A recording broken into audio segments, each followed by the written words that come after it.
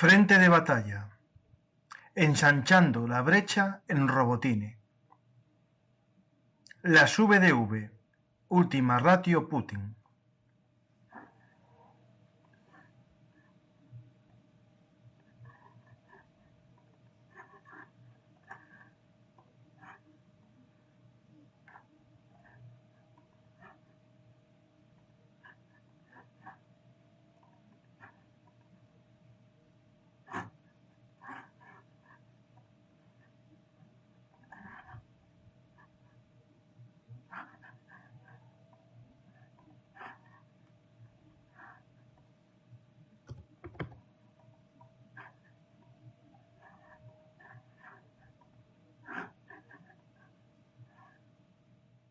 Hola,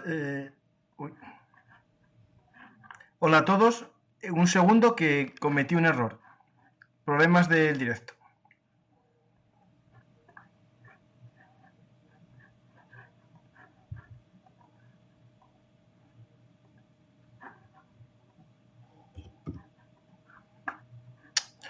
Esto de no estar en casa.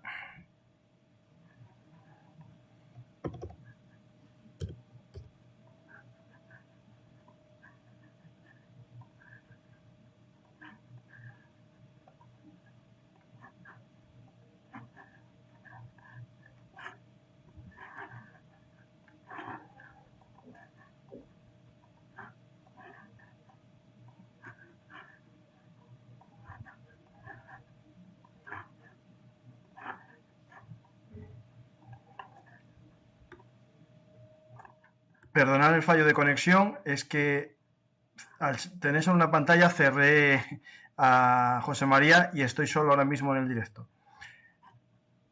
Un segundito y empezamos este programa en el que vamos a tratar la situación actual del frente de batalla en la zona, sobre todo, de Robotine.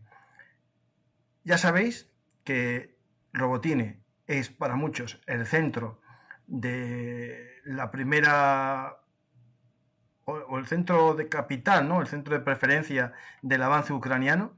Yo siempre aposté por la situación de la aproximación indirecta, atacar en todos los sitios, pero sé que Robotine es el eje fundamental o el eje principal de la estrategia ucraniana para romper el corredor de Azov, justo cerca de Tokmak y Melitopol. Un segundo, a ver si se conecta José María y empezamos. Como siempre, os recuerdo que si tenéis alguna duda, tenéis un cajetín de preguntas en donde podéis hacer todas vuestras preguntas.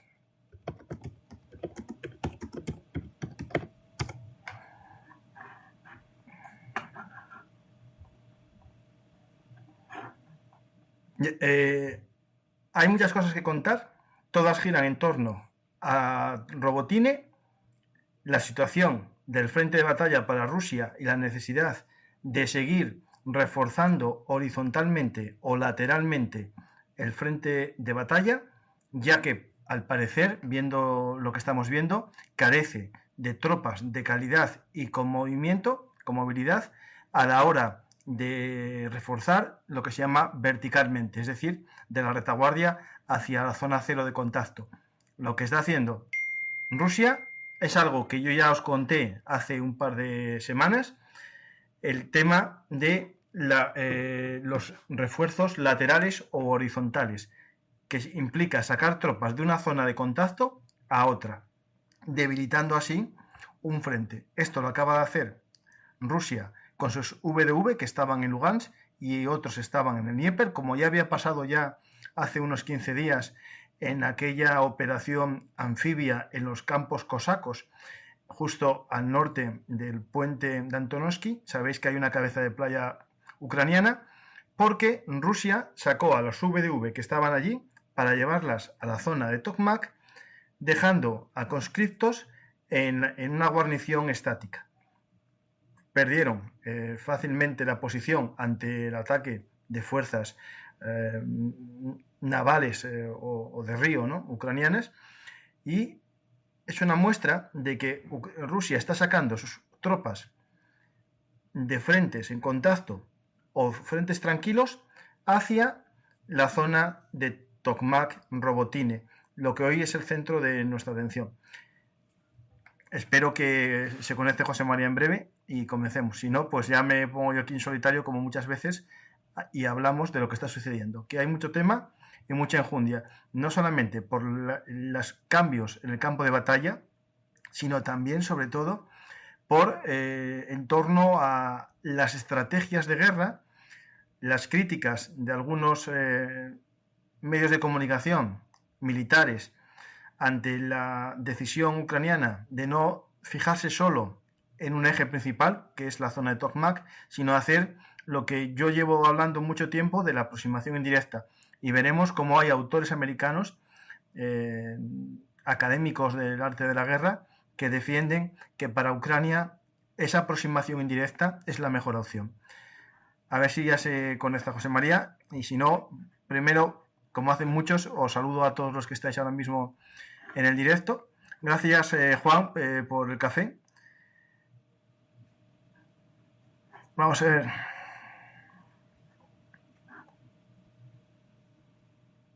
He preguntado varias veces por qué Ucrania no puede atacar por el norte. Si es necesario entrando... Vale, sí. No, sí.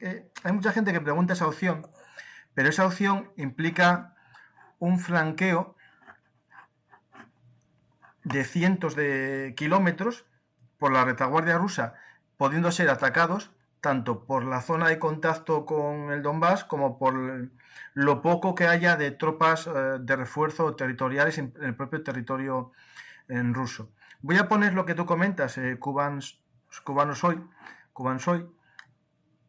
para que veamos un poco esa opción que yo no es que la niegue, es que me parece muy compleja y sobre todo me parece difícil de defender desde el punto de vista de la diplomacia, ¿vale?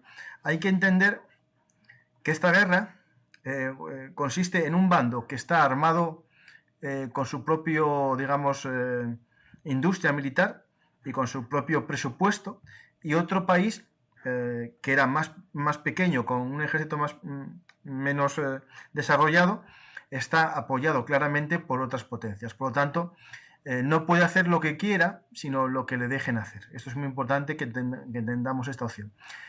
Lo que tú comentas, un poco para que nos veamos, es básicamente atacar por aquí, por la zona de Belgorod, y desde Belgorod atacar por atrás las líneas defensivas rusas en el Donetsk o Lugansk, ¿no? Básicamente, esto es lo que tú propones. Esto, a priori, parece fácil, pero el problema que se nos puede plantear aquí tiene que ver con, en primer lugar, que estarías avanzando en una columna y te podían atacar por la zona interior, pero también por la zona exterior. Desde la propia Rusia te podrían mandar alguna tropa territorial que tienen o alguna tropa todavía no enviada a Ucrania, que me parece que son pocas, pero sobre todo que te arriesgas a una columna en la que tus suministros logísticos serían atacados completamente. Otra opción, digamos, similar a la que tú comentas, pero más pequeña, sería hacer lo siguiente: hacer lo mismo, pero penetrando más cerca de la retaguardia. Pero aquí hay un tema, y yo me fijé hace tiempo en esta opción, que es que si acercamos el zoom aquí, si acercamos un poco el zoom, aquí hay unas montañas y unos cauces de ríos que dificultarían bastante el cruce. Es decir, si Ucrania hace lo que tú comentas, atacar por esta zona, por el Belgorod, tendría que cruzar estos ríos. Y estos ríos haría que necesitase una logística bastante potente y daría tiempo a Rusia a reponerse. Por eso es difícil ese ataque. Desde el punto de vista puramente militar es difícil por este río, por estos cauces que tendría que cruzar, pero sobre todo, para mí, lo más complejo es desde el punto de vista diplomático. Ucrania juega o lucha con una mano atada a la espalda, que es el hecho de no poder atacar a Rusia. Eso es algo que vemos incluso en las armas que le permiten usar. Hola, José María, ya estás ahí, ¿no?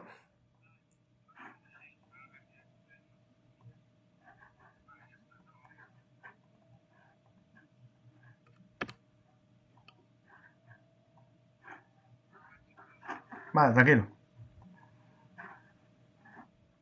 Pues yo sigo con la gente explicándoles un poco la situación.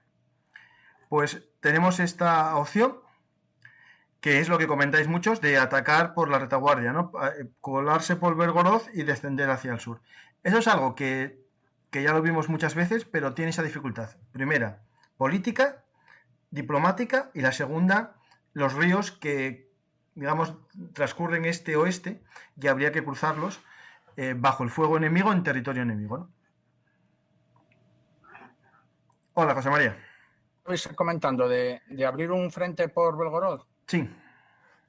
Bueno, no, pero eso ya hace, bueno, desde el primer día, yo lo que oí, que los americanos hacen el sí lo tienen totalmente prohibido. Es lo que más o menos comenté. Que se inventaron un poco la treta esa de que atacaran los rusos libres. Esos, bueno, ya lo sabemos todos, que eso cuando ocurrió, en el mes de mayo, por ahí, ¿no? Sí. Para salvar un poquitín la prohibición y tal, pero que los americanos, una de las cosas que le dejaron clarísima a Zelensky era que como atacaran territorio reconocido como internacionalmente ruso, que se acababan las amistades, vamos, una palabra. Y que entonces por ahí no va a poder hacerse nada más. De todas formas, sí, claro, ahí el frente está abierto. Un día lo comentaba Lucas en un programa, que teóricamente se ponen con 3 divisiones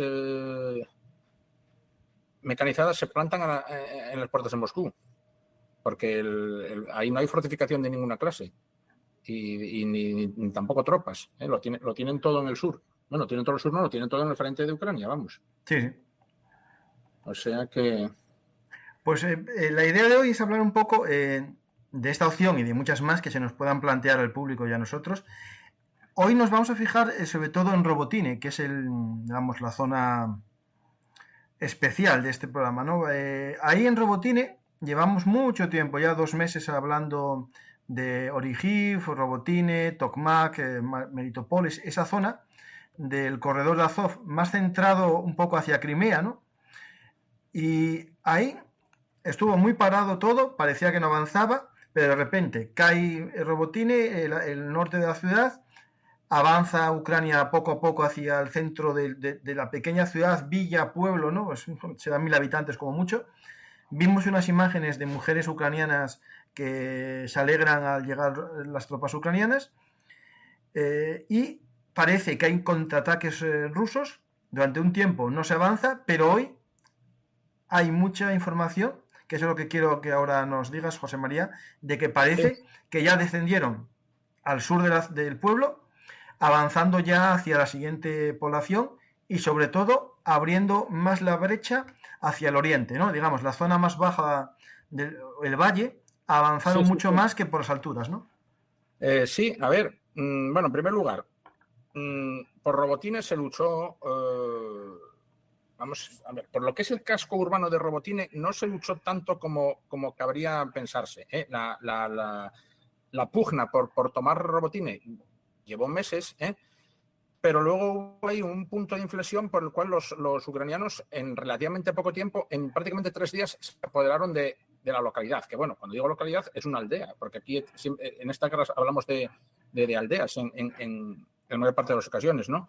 Y los rusos, por lo que se ve, no contaban con perderla tan fácilmente, entre comillas, ni tan rápido, y lanzaron 2 de sus habituales contraataques, que es lo que siempre hacen, pero nada, fueron desbaratados. En el segundo de ellos se llegó a decir que habían vuelto a ingresar en las casas más al sur de Robotine, pudieron estar allí un día o 2, pero ya fueron expulsados y ya desde hace 2 días o 3, pues Ucrania es plenamente dueña de Robotine. Y ahora se abre el dilema de qué van a seguir haciendo los ucranianos y qué dirección van a tomar, ¿no? A ver, Robotine es el vértice de una penetración en forma de cuña, pero que, a ver, esas penetraciones no pueden ser de ninguna manera verticales ni indefinidas. Hay que, tarde o temprano, ensancharlas por los flancos, porque si no se corre un gran peligro. Tú no puedes seguir avanzando indefinidamente hacia el sur en un frente muy, muy estrecho porque te expones a que por un lado, por el otro, por el este o por los dos a la vez, te estrangulen y te corten y acaben contigo. Entonces, bueno, ya se vio desde hace unos días que el ensanchamiento de esa penetración, de esa cuña, puede ser o debe ser hacia el oeste por Kopani y hacia el este por Verbove, ¿vale? Pero bueno, en eso están, yo creo. Lo que pasa que, a ver, a nosotros nos llega la información siempre con un poco de retraso y no nos tiene por qué llegar, digamos, de forma exacta ni precisa. Ahora, justo al sur de ese vértice de Robotine está Novoprokopivka, que sería a unos pocos kilómetros más al sur, que sería la siguiente, digamos, etapa, la siguiente parada en esa incursión. Pero ahora se abre ahí como un cierto dilema, tomar Novoprokopivka frontalmente o flanquearla. Y la están flanqueando. No, igual que hicieron con Robotine, la están flanqueando por el este, por las tierras bajas. Claro, hay que, en el mapa que tengo ahora mismo en pantalla, se ve claramente los relieves. En la zona de Robotine y Novoprokopivka hay una altura, unos 50 metros, algo así, frente al valle, que es donde están avanzando más fácilmente también, porque hay una línea de trincheras pequeña entre Robotine y Novoprokopivka, que es donde están ahora combatiendo, en lo que se sabe en las últimas horas, ¿no? Justo en esa zona. Mientras que hacia el sur ya está en contacto casi las tropas ucranianas con la primera línea Surovikin. Es decir, esto hay que dejarlo bien claro porque mucha gente habla ya de que se rompió la línea Surovikin. No, la línea Surovikin como tal es ahora. Hasta antes, todo lo que hubo antes, era la zona de contacto o zona cero, como llaman los rusos, ¿vale? Lo digo un poco para que veamos... Bueno, a ver, sí, la línea Surovikin, igual que todas las líneas rusas o cualquier línea fortificada, no es uniforme en toda su extensión. Hay puntos o áreas donde es más densa, más espesa, vamos a llamarlo así, más fortificada. Y por lo que se ve, ahí en Novoprokopivka es uno de los puntos donde quizás está más fuertemente defendida, ¿vale? Entonces ahí los ucranianos, si deciden seguir progresando en el área de Novoprokopivka, se van a encontrar con el mayor obstáculo, ¿vale? Esa es una... Pero bueno, parece ser que lo están haciendo, con todo y con eso, Ahora, hay otra opción que es intentar desbordar esa línea un poco más al este, ¿vale? A la altura de Verbove y Ocheretubate, ¿vale? Y ahí tienen la ventaja, en teoría, de que parece ser que ahí la línea es más tenue, es más fina, o sea, que está aparentemente menos defendida. Habrá, como siempre, habrá lo que llevamos viendo o sabiendo que hay en estas líneas. Campos de minas, trincheras, zanjas anticarro, búnkers, posiciones artilleras. O sea, va a ser o está siendo dificilísimo en cualquiera de los dos sectores. Pero da la impresión, o nos dicen, que en el área más oriental, en el área esa de Verbove o Cherutubate, la línea es menos, bueno, yo digo menos densa. Bien. Mira, aquí tengo un mapa que lo hizo Defmon, un poco con las unidades que están ahora mismo destacadas ahí, y vemos que Rusia ya está desplegando en esa zona a elementos de las VDV que estaban hace poco en Lugansk, en la ofensiva famosa de Kupiansk, estaban allí también, y otros estaban en el Dnieper, y está cogiendo regimientos de VDVs y ya poniéndolos en esta zona de contacto. Parece que ya no le queda mucho más en la zona y está enviando a sus mejores tropas, ¿no?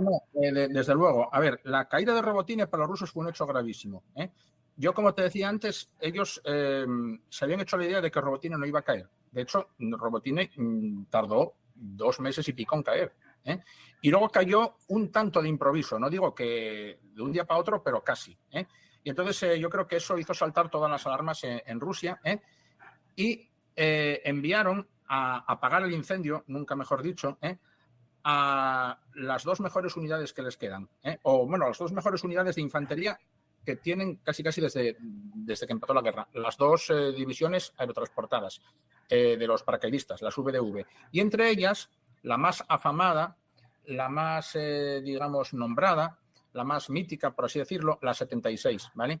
Que también como es empleada esa unidad en las situaciones más difíciles, comprometidas y desesperadas, también ha sufrido un enorme desgaste desde que empezó la guerra. Y yo creo que ha sido reconstituida muchas veces. Claro, esto hay que recordar que estas unidades teletransportadas participaron al comienzo de la guerra en el aeropuerto, en el aeródromo, se me acaba el nombre.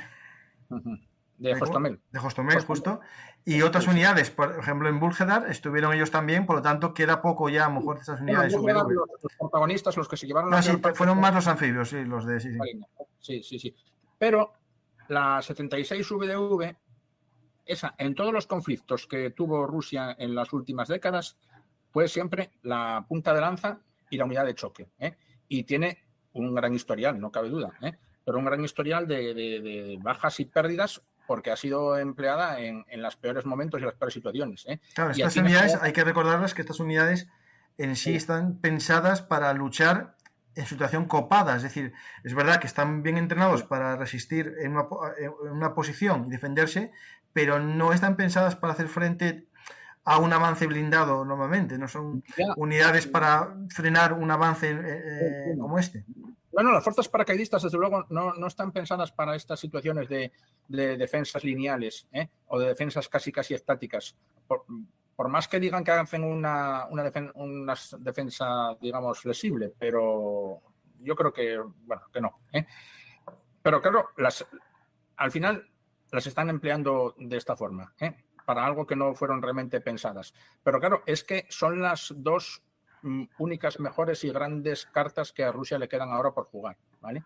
Por eso lo llamas tú bien en el título del programa, la última ratio, la última razón que les queda a los rusos, ¿no? Entonces, es llamativo y es significativo y es sintomático y eso, bueno, desde el lado ucraniano se ve como positivo, que los rusos estén en una situación tan al límite y tan desesperados que se vean obligados a usar estas dos unidades que forman la élite de sus reservas, ¿no? Yo creo que detrás de ellas ya poco queda. Hombre, a ver, siempre van a tener gente, van a tener movilizados, pero van a tener unidades de mucha peor calidad. Si meten en liza estas dos unidades, que es la florinata de lo que les queda de ejército, y son derrotadas y destruidas, poco más le va a quedar a Rusia ya. Por eso ahora la situación, por eso yo creo que estamos haciendo este programa, porque ahora la guerra no está ofensiva en esta campaña. La guerra parece que está entrando en un momento decisivo. Esto hay que recordar que nosotros hablamos muchas veces que en este tipo de guerra de aproximación indirecta el objetivo era debilitar y dislocar al enemigo para que llegase ese punto, ¿no? Ese punto de vértice en el que la moral comenzase a decaer y los avances fuesen más fáciles, es decir, romper una situación como la que teníamos aquí en el corredor de Azov, con una posición fortificada durante todo el invierno, con tropas con apoyo artillero, zonas de campo de tiro ya marcado, es decir, es muy difícil romper esto. La opción ucraniana, que ahora vamos a entrar en el debate, yo creo que es interesante. A Ucrania, muchos teóricos y generales estadounidenses y periodistas estadounidenses, y ya no decir todos los prorrusos, criticaban esta opción ucraniana de no centrarse solo en un lugar, ¿no? Es decir, Ucrania no se centró solamente en Robotine, en Origiv, ¿no? Ese eje Origiv, Tokmak, Melitopol, como zona principal o única de toda su campaña. Los estadounidenses pensaban que al tener pocos medios tenía que centrarlos todos en esa zona. Rusia también estaba encantado en que solo estuviesen ahí para poder, como defensor, ¿no?, centrar todas sus defensas allí. Pero Ucrania, inteligentemente, conocedor de sus capacidades y del territorio, y sobre todo de algo que es muy interesante, que es las líneas interiores, ¿no? Esa forma que tiene de él el frente de batalla, a él le viene bien para manejar tropas de un teatro a otro, ¿no? Yo podemos decir que hay dos teatros en esta guerra principales, uno es el teatro del Donetsk y Lugansk, ¿no?, y otro el teatro del corredor de Azov. Parece que el teatro de Donetsk y Lugansk, el Donbass, era totalmente secundario para la mayor parte, y nosotros siempre dijimos que podía ser interesante, sobre todo el eje de Bakhmut, porque podía ser un centro de atención de tropas rusas que debilitara al eje principal, ¿no?, en esa aproximación indirecta. Parece que ahora más gente está pensando lo mismo que nosotros, es decir, nosotros somos unos don nadie, pero ahora ya gente ya de cierto nivel lo dice claramente, ¿no? Sí, a ver, aquí conviven dos visiones. Bueno, antes de explicarlas, hay que partir de un hecho, que es que la ofensiva ucraniana comenzó a principios de junio, y nadie duda y nadie puede negar que sobre el mapa los avances han sido muy escasos, y que la ofensiva va muy lenta. Bien, entonces, si medimos solamente el éxito de la ofensiva en ganancias territoriales, ese éxito, pues asimismo sí, es muy escaso, las cosas como son, unas decenas de kilómetros y unas aldeas. Lo que pasa que, a ver, muchos opinan también, yo opino también, que el centro de gravedad de esta ofensiva no está tanto en este momento en los terrenos y en los kilómetros liberados, sino en el grado de desgaste y destrucción que tú estás causando, que Ucrania está causando en las fuerzas rusas. Ese desgaste y esa destrucción es enorme. Falta por cuantificar, pero sabemos de buena tinta que es enorme. Pero bueno, aún así, desde Occidente, cuando digo Occidente, digo Estados Unidos, la OTAN, el resto no todos, pero buena parte de los países que apoyan a Ucrania, se le está criticando y se le está echando en cara a Ucrania, a veces con buena intención y a veces con mala intención, luego podemos hablar de eso, ya es meternos en asuntos políticos, que la ofensiva va despacio, demasiado despacio, que las ganancias, que los resultados que no son visibles, los políticos quieren resultados visibles, nunca, no lo olvidemos, y que Ucrania tiene que cambiar de estrategia. Y lo que se le ha pedido a Ucrania es que se centre todos los esfuerzos en un solo punto.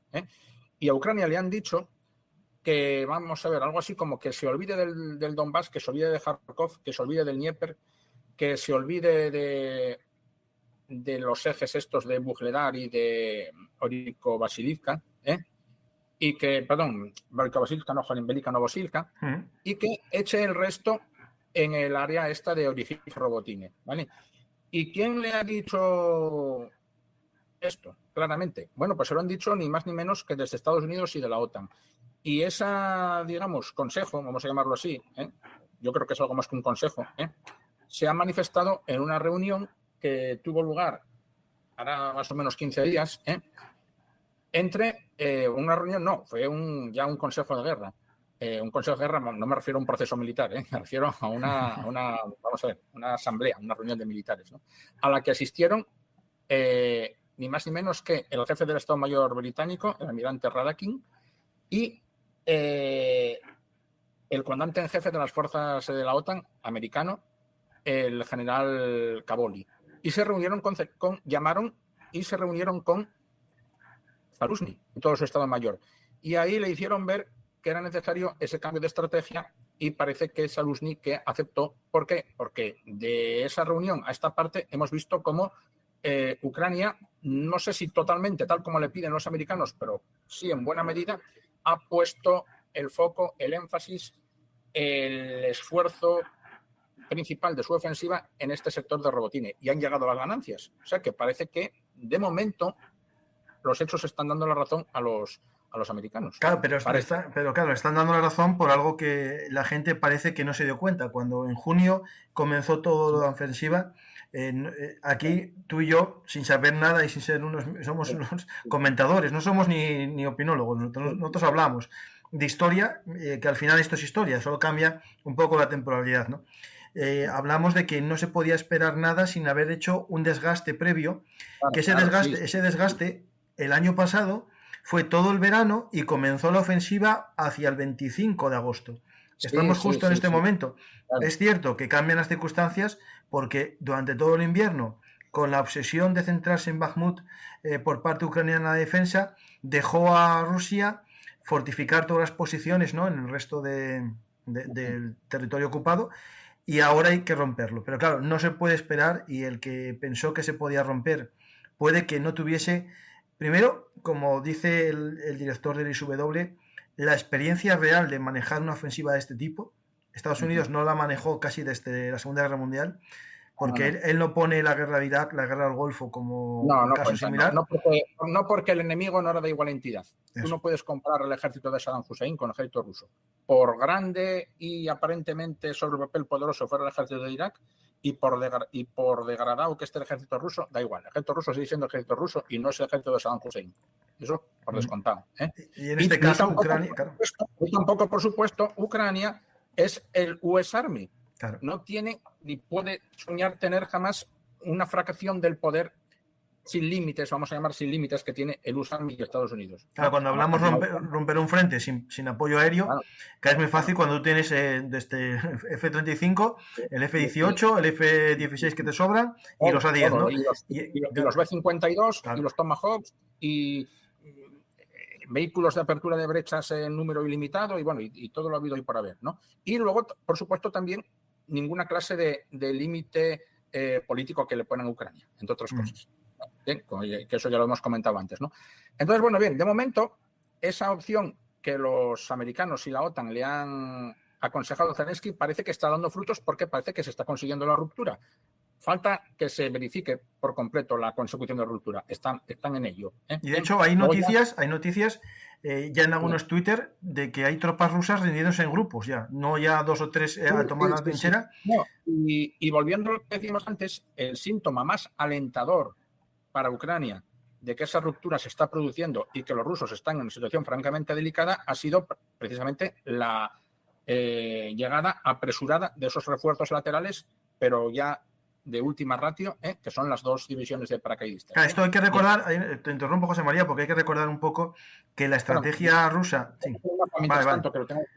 La estrategia rusa en este frente de batalla fue una defensa elástica, un poco siguiendo el manual soviético. Lo que hace Rusia es, en teoría el manual lo que dice es, cuando te atacan, resistes un poco, retrocedes a la línea que tienes defensiva y contraatacas con unidades móviles. Es cierto que Rusia, basándose en esa defensa elástica, abusó de los contraataques, pero lo que nunca hizo fue ceder metros de territorio, ¿no? Que eso es algo que llamó la atención a muchos analistas. Yo hice un short de ni un metro atrás, jugando con el lema stalinista de ni un paso atrás. Parece que Gerasimov se obsesionó mucho con ceder territorio, ¿no? Es decir, no se puede ceder ningún metro. En parte, para la propaganda, ¿no? Para el discurso propagandista de no perder, y sobre todo también por algo que es aquí lo que a mí me parece lo más importante. Perder se puede jugar con la propaganda y decir que es como en Gerson, un desalojo estratégico. Puedes defenderlo perfectamente porque tienes más líneas defensivas atrás.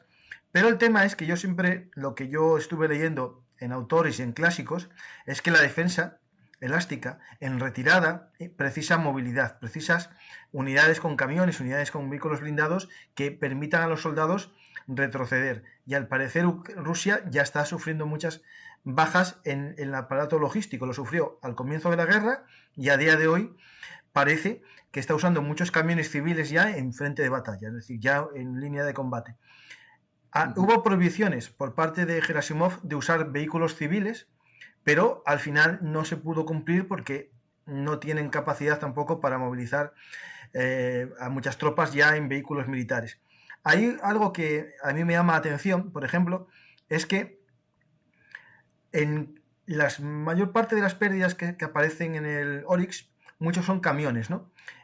Es verdad que pueden ser ataques en retaguardia, pero lo más seguro que son ataques de estos contraataques. Es decir, al parecer, según unas fuentes ucranianas, Reports from Ukraine, es importante este dato que él da, que no me fío 100% porque lo da una fuente ucraniana basándose en un ruso, de que se mandaban 60 camiones diarios por parte de Rusia a Robotine para mandar refuerzos. Si eso es cierto, 60 camiones con munición, pero sobre todo hombres, la sangría que se está produciendo en Robotine por parte de Rusia es muy grande, teniendo en cuenta, José María, que son los defensores. Los defensores siempre sufren menos que el atacante. Y en todos los análisis que hace Oryx y otros geolocalizadores hablan de un ratio de 1 a 1 en vehículos. Es decir, sufren los dos bandos cuando tendría que ser muchos más Ucrania. Te tengo que acotar un momentín porque estaba pensando una cosa que quería yo decir ahora y justo me ha leído el pensamiento un señor aquí del chat llamado Marcelo Visor. Sí. A ver, hablamos de la defensa esta rusa que muchos se llaman elástica, ¿vale? No es exactamente elástica, ¿eh? Tú, si una defensa elástica, se supone que tú tienes que ceder terreno. No, eso es la teoría, es lo que dije yo, justo, sí. Y permitir que el enemigo penetre. Y cuando lo tengas en tu terreno, esto ya lo explicó Lucas también en su día, en lo que se llama tu saco de fuego, ya rodeado y a tu merced, entonces es cuando contraatacas y cuando lo eliminas sin piedad, ¿vale? Pero es que los rusos no están haciendo eso, ellos se están lanzando adelante, ¿vale? Se están lanzando adelante, no están dejando a los ucranianos entrar y meterse en esos sacos de fuego que bien explicaba Lucas en su día, Entonces, aquí, a esa táctica que están haciendo los rusos, este señor Marcelo Visor, yo creo que tiene razón, no le llama defensa elástica, le llama defensa activa, ¿vale? Y es ellos salir fuera de las fortificaciones y pasar al contraataque, sin más, ¿vale? Intentando anular cualquier mínimo avance o éxito ucraniano. Pero claro, en ese proceso tienen unas pérdidas espantosas, brutales, porque se exponen, porque abandonan la protección de sus fortificaciones, abandonan la protección de sus campos minados, delatan la posición de sus baterías artilleras, que luego son eliminadas con el fuego de la contrabatería ucraniana, y todo viene de ahí. Todo, de hecho, digamos, el desastre ruso viene de ahí. Y entonces ahora la cuestión es, ¿por qué los rusos no hacen una auténtica defensa elástica, la de verdad, la de permitir calculadamente que los ucranianos progresaran para luego acabar con ellos más adelante, en condiciones favorables, en esos sacos de fuego que decimos, y se lanzan a estos contraataques activos o a estas tácticas activas que tan mal resultado o desastroso resultado en pérdidas de hombres y de material y de carros y de artillería les están dando. Yo creo que es un poco por motivos políticos. ¿A qué me refiero?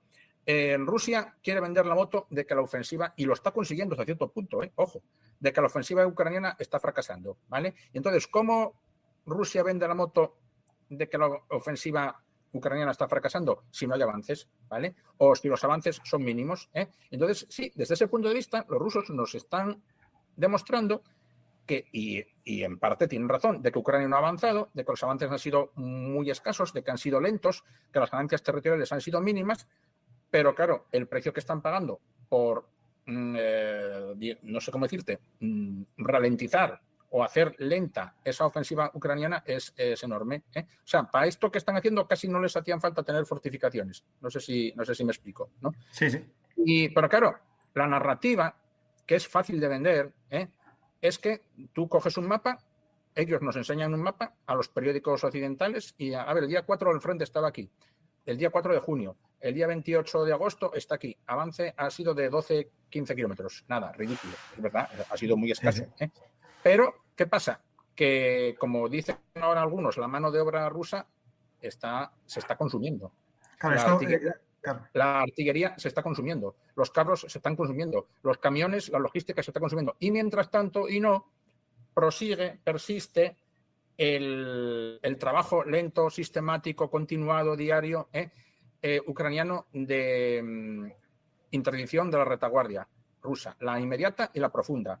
La inmediata, la más cercana a la línea de frente, y la retaguardia profunda que se extiende hasta Crimea, ¿vale? Porque ahí no descansan. El último ataque de hoy significativo creo que fue en Berdiansk, el puerto, por donde entran gran cantidad de los cadenas logísticas rusas a través del mar. Después hablaremos de ataques ahí en la retaguardia, que tuvimos muchos con operaciones de raid para acabar con sistemas antiaéreos. Entonces, bien, recapitulando, coges el mapa y cualquiera que llegue, digamos, desde fuera y sin estar demasiado informado de esta guerra, cree que los ucranianos que han avanzado muy poco y que están fracasando, ¿vale? Pero el precio que pagan los rusos por ese freno al avance ucraniano es sencillamente inaceptable. Claro, el tema que, José María, te interrumpo, pero yo creo que es importante entender que aunque tú tengas aquí una serie de puntos todos llenos de defensas, con sistemas minados, si no hay soldados ahí, no existen defensas, porque las defensas necesitan gente que dispare dentro de ellas.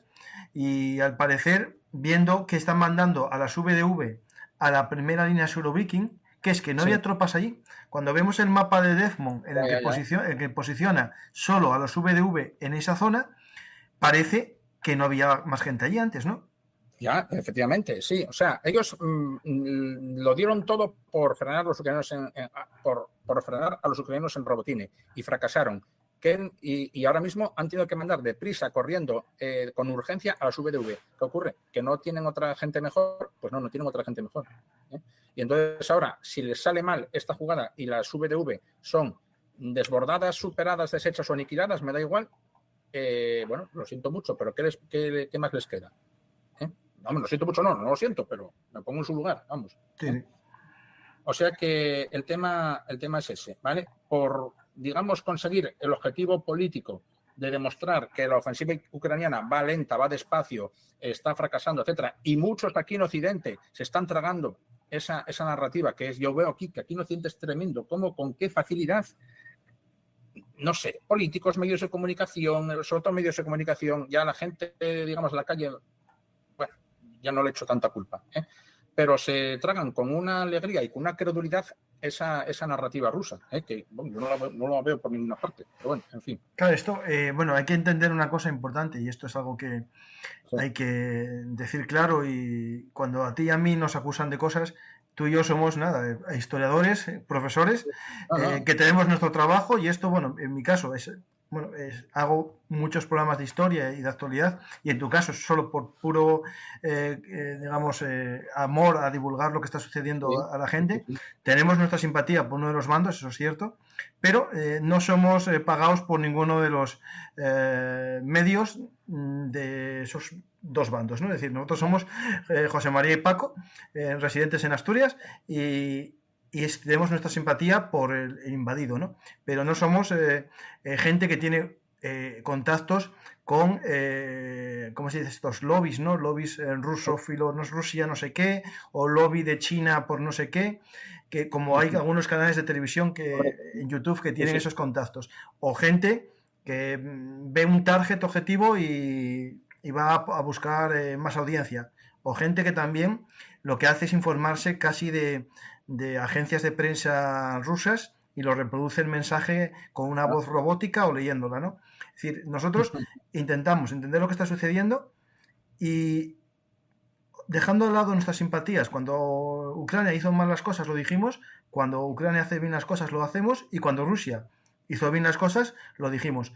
En este caso ya hablamos de que una cosa que demostraba la obsesión rusa de defender cada metro de la línea de contacto era porque tenía miedo a no tener mucho atrás en las líneas de retaguardia, porque si no tú te puedes permitir el lujo de perder una trinchera normal si tienes atrás una línea fortificada con campo de minas, dientes de dragón y una zanja anticarro, ¿no?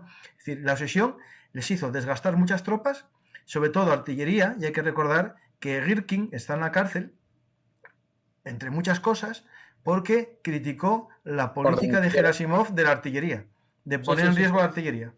Y Hitkin está en la cárcel y otros no están en la cárcel, pero fueron fulminados de sus puestos. Popov, el comandante del que era el 58 ejército, que era el que llevaba el peso la zona toda esta, sí. Ahí de abajo del frente de Zaporilla, ¿no? Por quejarse amargamente y denunciar lo que está pasando directamente, ¿no? Entonces, eso. Luego, a ver, para poner las cosas en un sitio, y alguien me dirá, ¿y Ucrania no ha tenido desgaste de mí? Sí, Ucrania ha tenido desgaste. No hay mucho. Pero es que precisamente fue mucho menor. ¿Por qué? Porque precisamente desde Estados Unidos y desde otros sitios se acusó muy injustamente a Ucrania de no comprometer sus fuerzas, de reservarse demasiado, de tácticas demasiado conservadoras. Y bueno, en parte es cierto. O sea, desde aquel primer susto de los primeros días que se llevó la 47 Brigada Mecanizada Ucraniana, que perdió los 4 o 5 Leopard y los 10 y algo Bradleys, la táctica de Ucrania en el frente de Zaporilla se hizo más conservadora. Ya no exponían tanto los blindados. La infantería avanzaba solo por delante y era apoyada desde lejos. Aprovechando la capacidad tecnológica de los Leopard desde lejos. Y por los Bradleys. Y en línea de contacto no había nunca más de casi una brigada, ni siquiera al completo. Y el resto de brigadas se estaban manteniendo en reserva. A ver, otra cosa que hay que decir. Ucrania normalmente no suele meter nunca una brigada entera con todos sus batallones en Liza.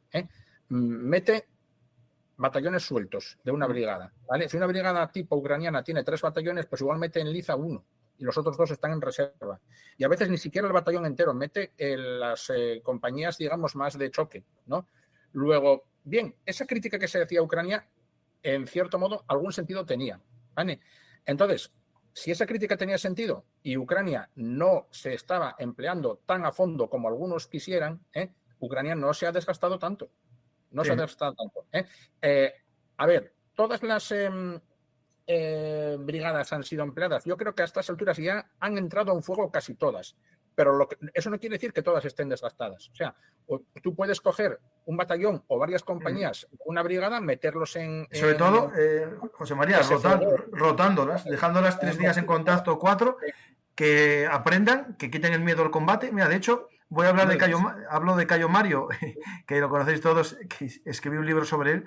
Y una cosa que hizo con los novatos en la batalla de Aqua Sestiae, los soldados que jamás habían visto a los bárbaros, porque eran gente que había reclutado él para esa guerra, creían que los enemigos, los germanos, eran invencibles, los cimbrios y los teutones. Entonces los tuvo una semana viendo pasar a los enemigos por delante para que viesen que eran humanos como ellos. Y una vez que les quitaron el miedo, combatieron. Alguien dirá, ¿y esta tontería a qué viene? Pues viene a que las primeras unidades que combatieron en junio en esta zona de Orihif, en teoría hacia Robotine, fracasaron. Fueron aquellas imágenes que se vendieron de unos Leopard destruidos y unos Bradley. Eran tropas recién formadas sin experiencia de combate. Posteriormente fueron ganando experiencia y ahora nos encontramos con dos curvas de aprendizaje que están funcionando. Es decir, los rusos están decayendo porque su mejor momento era el comienzo de la ofensiva, de la contraofensiva, porque estaban defendiendo con toda la logística funcionando, y ahora con el desgaste comienzan a debilitar completamente hasta el suministro de armas, la intendencia y sobre todo los mandos, ¿no? Los suboficiales estarán muchos muertos y empezarán a bajar, mientras que los ucranianos, por suerte y por rotación, van metiendo cada vez gente con más experiencia, y puede que ahora se encuentre el momento culmen en el que unos están decayendo y otros están en el momento álgido. Y eso puede ser lo que haga que una brecha que tardó meses en abrirse, cuando se rompe ese momento, es como un río, ¿no? Que desborda todo. Eso es lo que teme Rusia, por eso manda las VDV a taponar para que se frene, porque si no se frena, no hay nada detrás. No, yo creo que no hay nada o muy poco. Algo hay porque en Crimea hay tropas, ¿no? Sí.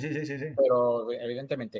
Y volviendo a lo que decíamos antes del tema de las reservas y cómo emplea Ucrania las suyas, recapitulando, sí, es cierto, Zaluzhny, el Estado Mayor ucraniano, ha seguido hasta hace una semana o así, tácticas muy conservadoras, ¿vale?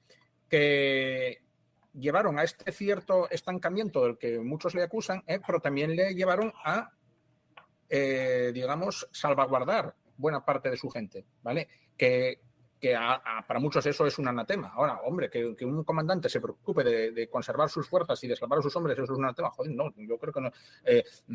A ver, los ucranianos, Zaluzhny dijo, yo no puedo luchar ni trabajar con las tácticas de los rusos, porque mi ejército no puede ser como el ruso. Ya demasiado lo es, porque es muy difícil sacudirse décadas y décadas de doctrina rusa. Y dijo otra cosa también, que esto no era un espectáculo. Efectivamente. Y dijo algo más. Dijo él, un pequeño ejército ruso nunca jamás podrá derrotar a un gran ejército ruso. Como diciendo, nuestro ejército es pequeño, el de los rusos es grande, pero si nosotros hacemos como hacen los rusos, nunca podremos derrotar a los rusos. Tenemos que actuar de otra manera, ¿no? Bueno, y aún así, todavía, desde Estados Unidos, algunos, digamos, como les llaman ahora, generales de sillón, armchair general, ¿no? Le acusan de ser demasiado rusos todavía en sus planteamientos, en sus concepciones, en fin, de que no han sido capaces de implementar las tácticas de armas combinadas tal cual se preconizan en Estados Unidos, que bueno, eso también nos daría mucho que hablar, ¿no? Entonces yo, digamos, esos detalles son los que a mí me llevan a pensar que, a pesar de que Ucrania ha tenido también pérdidas graves, no cabe duda, aún mantiene más reservas operativas listas para ser lanzadas al campo de batalla que los rusos. De hecho, vamos a ver, mira, durante semanas el peso de los combates lo llevó una brigada ucraniana que ha sido muy castigada, la 47, ¿vale? La que perdió los Leopard y los Barcelis en los primeros días. Bien, bueno. ¿Qué pasa? Esa unidad todavía sigue en línea, no ha sido retirada. Luego, entonces, no estaba luchando la brigada al completo, estaban luchando algunos batallones de ella.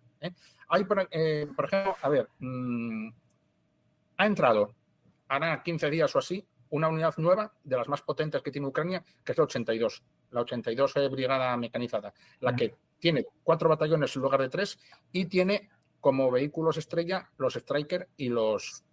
Sí, esa fue, ya vimos algún Striker limpiazanjas de zapadores destruidos. Los Challenger, ¿vale? Entonces, esa unidad está todavía fresca, igual que esa. Hay más que están, digamos, poco desgastadas, vamos a llamar así, que no han entrado todavía en liza de ninguna manera o que han entrado muy poco, que solamente de su plantilla al completo ha entrado nada más que un batallón o menos de un batallón siquiera, ¿no? Entonces, yo creo que ahora, en este momento, quizás va a rendir dividendos la táctica de Saluzhny de reservarse y conservar sus fuerzas, ¿vale? Porque ahora es cuando van a hacer falta de verdad. Bien. Y porque ahora sí, creo que estamos llegando a la hora de la verdad, ¿no? Si los rusos han metido los VDV, es que la situación la ven fea, y entonces ahora yo creo que es cuando Ucrania tiene que darle lo de pecho. Si tiene que ser ahí en Robotine, pues tendrá que ser en Robotine. A lo mejor a mí no me gusta que sea ahí, pero todo indica que va a ser ahí. Bien, ya sea en el vértice de Novoprokopivka o bien sea en el otro lado, un poco más al este, en Verbove o Cheretubate, bueno, cualquiera de los dos tampoco están tan alejados en ese área, ¿no? Eso por ahí. Por ejemplo, bien. Preguntaban sobre Verjove. No, en Verjove todavía no llegaron. Hay combates o hay avances, pero no llegaron todavía. No. Donde sí ya se está luchando en las afueras del pueblo, en el extremo más oriental, es en Novoprokopivka. Sí, ahí sí. Ahí hay una unidad de infantería naval que estaba defendiendo la 810, me parece. 810, guardia separada de la Brigada de Marina. Sí. Bien. Y luego, otra cosa más que hay que apuntar importante. Vamos a ver.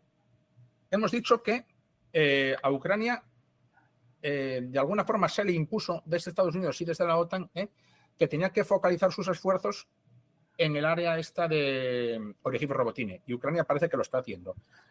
Y ese consejo o esa sugerencia, no digo mandato, pero bueno, los consejos de Estados Unidos no son siempre algo más del que paga. Bien, vale.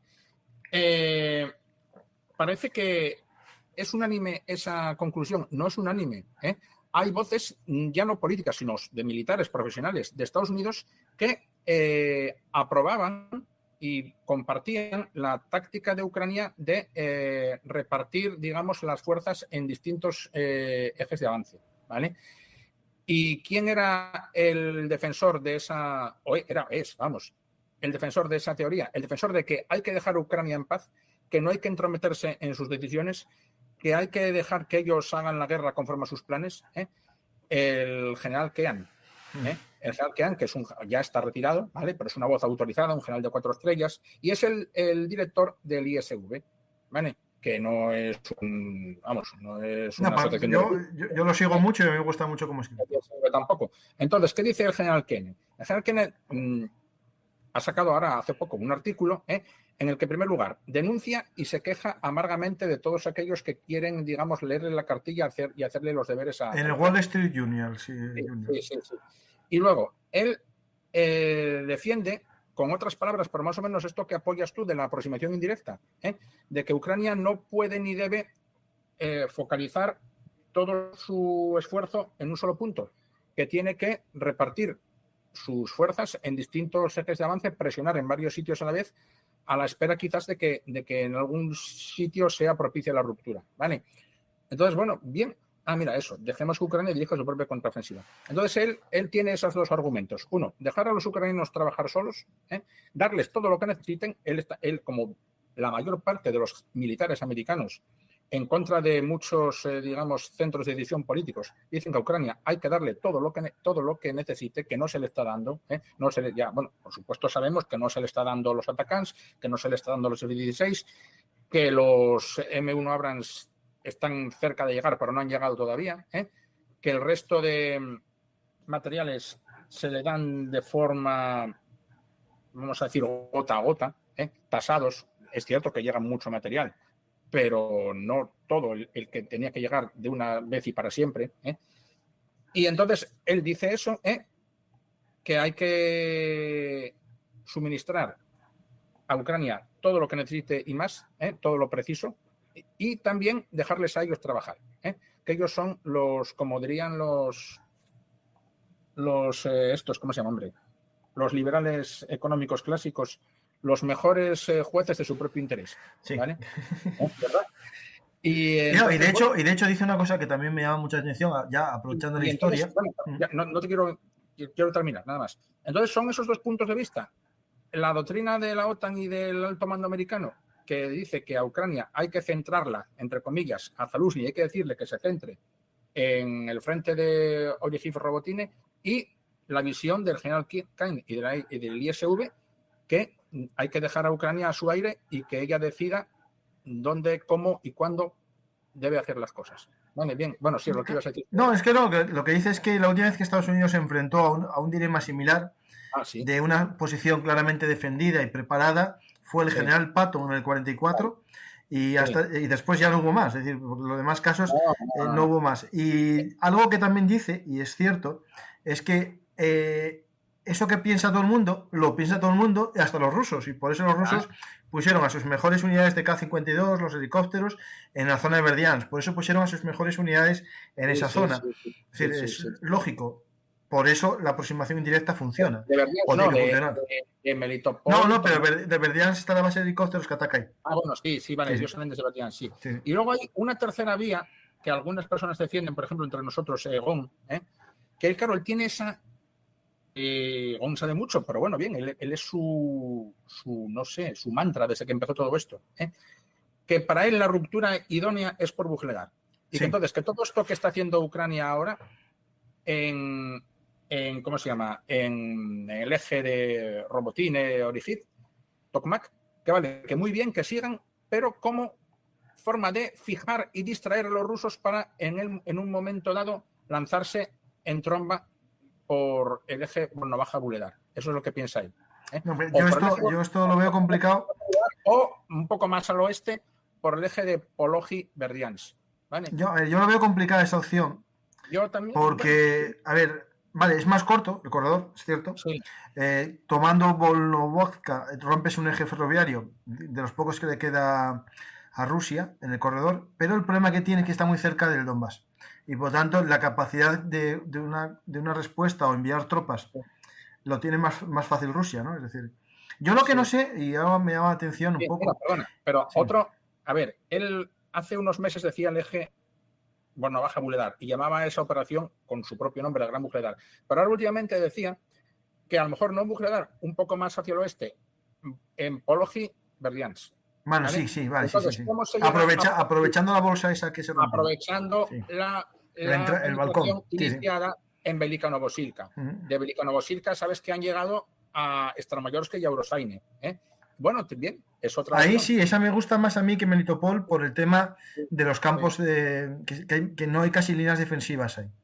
Y bueno, y esto ya a título de curiosidad, ¿sabes qué fuerzas ucranianas llevan el peso de la lucha en el eje ese de Velika Novosilka, hasta Staramayorsk, Eurosaine? Lo llevan infantería de marina. Las tres, no sé si tiene más Ucrania, brigadas de infantería de marina, pero bueno, al menos 3 brigadas de infantería de marina, la 35, 37, 38, o 36, 37, 38, bueno, bien. Y lo están 36, haciendo la 37 y 35. Y 35, eso, 38 no hay. Eso, sí. No, 36, 37, 38 y 35, tienen 4. Vale. Y lo están haciendo muy bien, porque el hecho de tomar, y ya te digo, Staramayorsk y Eurosaine fue toda una hazaña, remontando el río Mokriyali, ¿verdad? Pero claro, ahora, como desde la OTAN y desde Washington dijeron que llevarlo todo, paralizar la acción en todos los frentes y centrarse todo en el área de Robotine, bueno, pues parece que esa vía ahora quedó un poco... Pero tendrán que hacer... a ver, Yo creo que sí, vale, que el eje principal sea ahí, porque a lo mejor tienen mayor fuerza o hay mejor información de esa zona, Sí, sí, pero sí. aquí tienen que seguir golpeando para distraer tropas. Sí, hombre, sí. No, Pues no, nada. y si ven que los rusos están desguarneciendo frentes lejanos y ahí hay una oportunidad, por ejemplo, ellos han sacado, a los paracaidistas, a la 76W, la han sacado de Kremina, Sí, sí. ¿vale? Donde Y ahora, estaban supuestamente a punto de los rusos sí, eso, de y a la otra, avanzar y no vi ningún cambio en el mapa nada. desde hace meses. Y a la otra división paracaidista la han sacado del Dnieper, me parece. Y otras fuerzas las han sacado de Bakhmut. Bueno, claro, los ucranianos van a ser tontos. Si ven que si en un sector del frente, en un área, la defensa se debilita, pues ¿por qué no? Van a aprovechar la ocasión, ¿vale? Lo que pasa es que, bueno, ya te digo, son dilemas, y son visiones y son, digamos, alternativas. Esta es la economía, con la escasez de recursos que tienen que hacer lo que pueden y mejor Claro, vean. yo, mira, no me atrevo con los mínimos conocimientos que tengo yo y la mínima información que tengo yo, que aquí no hacemos más que comentar y especular, ¿cuál sería la opción más sensata? Al final, la opción más sensata va a ser la que te dé la victoria. La opción que defiende el general Keane del ISV de que, vale, que Ucrania bien, que reparta sus fuerzas en múltiples líneas de acción, o la opción oficial que se defiende desde la OTAN y desde Estados Unidos, que es que vayan con todo por Robotine. Pues ya veremos. De momento ahora parece que están con la cosa de ir con todo por Robotine. Así que... Vamos a ver preguntas de la gente y después sacamos algún punto más, porque hay más cosas que hablar. Sí, Saco las preguntas de la zona esta. Sí, luego te digo una cosa, si da tiempo y quieres que hablemos un poco de la campaña esta de un poco de, bueno, no sé cómo llamarlo, desinformación política llevada por muchos medios de comunicación dentro y fuera de Estados Unidos, ¿o quieres que hablemos ahora? No, habla, sí, ya dije alguna cosa, dejé caer alguna cosa, ¿no? De que hay muchos como con intereses. Justo ahora que la guerra para Ucrania y para Rusia vive el momento decisivo más delicado, más intenso, fue cuando desde conocidos y afamados periódicos americanos, el Washington Post, el que más, el Wall Street Journal, la CNN, aparecieron artículos que citaban a funcionarios anónimos del Pentágono y de diversas administraciones americanas diciendo que la ofensiva ucraniana iba mal, que estaba condenada al fracaso, sacaban toda clase de defectos y errores en la estrategia ucraniana. Y, hombre, justo en el momento cumbre, delicado, más, digamos, álgido, sacar eso ha sido visto por muchos, no solo en Ucrania, no, Ucrania se ha callado, pero ha sido visto por mucha gente, todos nos hemos dado cuenta, como una auténtica puñalada por la espalda, ¿vale? Como una forma de desactivar el esfuerzo de guerra ucraniano y, si me apuras, en términos, digamos, prácticos, trabajar en pro de los intereses de Moscú, ¿vale? Claro, yo aquí te doy una teoría, ponte bueno, un poco más para la izquierda. Ahí. Un poco más, un poco más. Sí, así. Ahí. Una cosa que me viene a mí a la cabeza también es el hecho de que hay mucho nostálgico del poder ruso. Es decir, mucha gente por ese lado, primero, a ver, a mí siempre me llamó la atención Rusia, estuve allí, me encantó, pero entre que algo me guste históricamente, me guste su historia, y otra, autorizar o que mi ideología supere la realidad, ¿no? Y que no me deje ver lo que están haciendo, hay gente que no, que les ciega su pasado. Esos los puedo hasta ciertamente entender, pero que hay mucha gente por intereses también. Es decir, aquí hay un juego de medios de comunicación.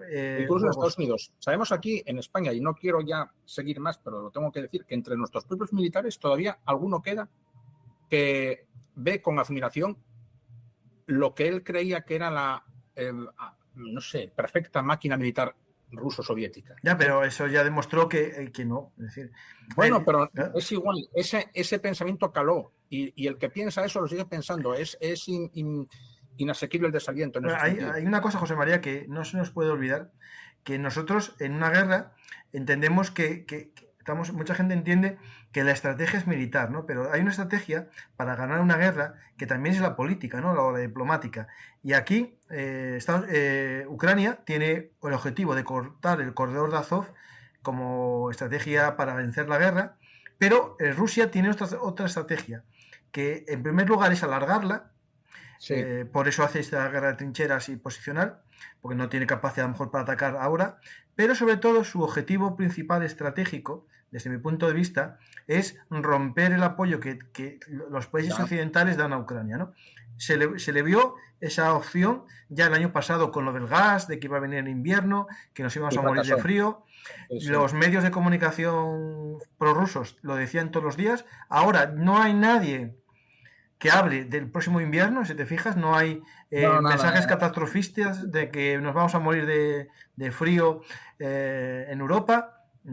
Ahora hay otra corriente de pensamiento que en esa dirección dice que vale, no nos moriremos de frío, pero nos arruinaremos económicamente. Sí, pero eso fue el año pasado también. Eso fue el año pasado. Pero mira, yo los economistas los tengo ya muy estudiados. Sí, pero bueno, nosotros tenemos una inflación del 6, ¿no? Del 6. Tienen cada 12 o 15 años viene una crisis más o menos profunda. No, y esta puede agravar algo, sí. Pero todos los economistas de todos los tiempos y de todos los años siempre dicen que va a venir una crisis. Claro, tú si todos los días, todos los años, siempre dices que va a venir una crisis, al cabo de 10 o 12 años, cuando toca que llegue, acertaste. Claro. ¿Vale? El economista siempre explica lo que pasó, no lo que va a pasar. No, pero yo nunca, pero cuando hacen predicciones, yo nunca vi un economista decir que las cosas van a ir bien el año que viene, nunca. Siempre dicen que vamos a ir mal. Siempre dicen que vamos a ir mal. Claro. Pero, es verdad, a ver, tú si te pones a ver, si juegas a ser meteorólogo, puedes predecir que va a venir buen tiempo o mal tiempo, según. No, pero los economistas siempre dicen que vamos a ir de puto culo. No, pero incluso aunque es cierto que se va a ir de puto culo, mal, sí, con una inflación del 8%, que vale, que estuvo mal el año pasado, hay países oyentes nuestros que tienen una de 110 anual y no es por culpa de la guerra. Es decir, ¿se puede sobrevivir el mundo con una inflación del 6%? Ya quisieran muchos países tenerla. España tiene otros problemas internos y económicos que nos llevarán a un análisis de la estructura económica española, a lo mejor. Ucrania y la guerra en Rusia puede ser un elemento que dé un puntazo al ataúd, ¿no? Pero no es la causa de la crisis económica europea. Eso lo tengo yo claro, es otra cosa, endeudamiento y más cosas. Muchísimas malas decisiones políticas de calado tomadas por la Unión Europea en su conjunto y por los países por separado. Y por las personas también. Bueno, vaya. A ver, la inflación nuestra ya empezó mucho antes de la guerra de Ucrania, o sea que no me vengan a mí. No, ya estaba ya los síntomas antes, ya había. Y de hecho, algo que se olvida es que ahora es Rusia la que está sufriendo esa caída, porque eso está claro que todos los datos macroeconómicos, Ucrania está destrozada, es el que sufre verdaderamente la crisis, un 60% de caída del PIB, pero Rusia le va a acompañar en breve en esa caída. Por eso están muy callados en ese aspecto, pero lo que saben es que la guerra puede hacer que dejen de mandar armas a Ucrania, y eso es el frente de batalla ruso. Por eso la importancia de los medios de comunicación. Ellos tienen que, digamos, entrar por donde pueden y creen que pueden entrar por ahí. Y luego, otra cosa de la que de vez en cuando, eso es cíclico también, agitar el espantajo nuclear. Meter en nuestra, digamos, cerebro reptiliano el miedo al apocalipsis nuclear, que yo no lo tengo, pero hay gente que, bueno, que se deja intimidar muy fácilmente, por otra parte. Pero bueno, en fin. Mira, hay una pregunta aquí que hacen que... Acabo de hacer un pequeño... Sí. Apunta la pregunta. Yo aquí he denunciado esa campaña mediática que es global, que se extiende a todos los medios, Internet, Twitter, periódicos, televisiones de estas de 3 al cuarto, que ya sabemos que se ocupan aparentemente de temas económicos, pero luego se meten con lo de Ucrania, y las grandes rotativas de Estados Unidos. Bueno, pero ha sido tan burda, tan escandalosa, tan, no sé, soez, vamos a llamarlo así, que ya salieron en el propio Estados Unidos voces a denunciarla, voces civiles y militares, ¿vale? Y los militares, esos no son funcionarios anónimos, esos hablan con nombre y apellidos y dan la cara, no como esos otros funcionarios que nadie sabe quiénes son. Sí. Bien, militares en activo y militares en retirado. Y ni más ni menos que fue el propio jefe del Estado Mayor todavía, que le deben quedar un mes o menos, el general Mark Milley, a recordarnos que Ucrania tiene opciones todavía de ganar la contraofensiva, que todo el mundo, que es cierto que ha ido lenta, que es cierto que las ganancias han sido limitadas, pero que a Ucrania todavía le quedan buenas opciones, ¿vale? Y este señor, Mark Milley, no puede decirse que sea un pro-ucraniano fervoroso, porque yo desde que empezó la guerra lo vi siempre a pesar de que forma parte de la administración de Biden, bueno, bastante reservado en su apoyo a Ucrania, pero es que no le quedó más remedio de que salir al paso de esas declaraciones del Washington Post, ¿verdad? Y luego otra gente que ya no tienen cargos orgánicos, por ejemplo, Petraeus, ¿vale?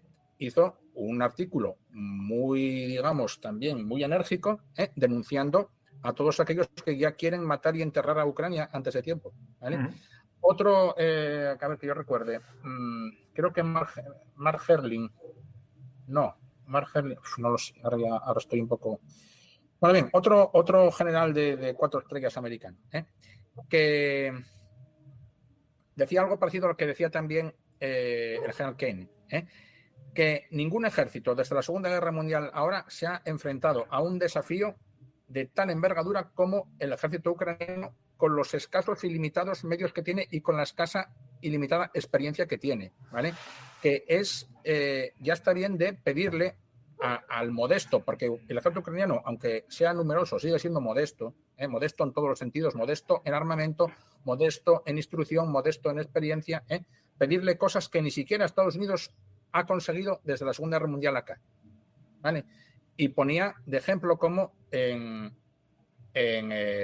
vamos a ver, en Estados Unidos hay un gigantesco campo de maniobras, el Fort Irwin, y allí, bueno, claro, para eso está ese campo. Periódicamente las divisiones americanas entrenan o experimentan las tácticas de armas combinadas, y ni mucho menos sale bien siempre esas, o sea, que no siempre, ni siquiera allí se ejecutan con total éxito, porque no son fáciles, son tácticas muy sofisticadas que ni siquiera los militares de Estados Unidos, con toda la experiencia que tienen y con todo el bagaje acumulado, logran hacer correctamente a la primera, ¿vale? Y luego eso es lo que le piden a Ucrania que haga, y vamos a ver, el ejército ucraniano, el pobre, es un ejército un poco como de aluvión, como quien dice, ¿vale? Y el general Zaluzny, a pesar de que es un gran líder, es un general joven, que vale, bien, ha intentado asimilar las doctrinas occidentales, pero bueno, hombre, él todavía se educó en la escuela soviética, ¿vale?